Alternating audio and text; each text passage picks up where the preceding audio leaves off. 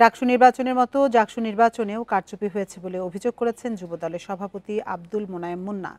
সকালে কিশোরগঞ্জে নদী পরিচ্ছন্নতা কার্যক্রমে অংশ নিয়ে সাংবাদিকদের প্রশ্নের জবাবে একথা বলেন তিনি। ভিসি এবং প্রক্টর জামাতিকরণের মাধ্যমে এই নির্বাচনকে কলুষিত করেছে উল্লেখ করে যুবদল সভাপতি বলেন, এই দুটি নির্বাচনের মাধ্যমে কলঙ্কিত অধ্যায় রচনা হয়েছে। ইলেকশন ইঞ্জিনিয়ারিংয়ে শিবির শেখ হাসিনাকেও ছাড়িয়ে গেছে বলেও অভিযোগ করেন আব্দুল মোনায়েম মুন্না। ভিসি এবং প্রক্টর জামাতিকরণের মাধ্যমে এই পুরো নির্বাচনকে কলুষিত করেছে। 5 আগস্টের পরে বাংলাদেশের এই নির্বাচনে সারা বাংলাদেশের মানুষ তাকিয়েছিল। আমি মনে করি একটি কলঙ্কিত অধ্যায় রচনা করেছে। গতকালকে জাকসুতেও তারা একই কাজ করার চেষ্টা করেছে। ছাত্রদল নির্বাচন বর্জন করেছে।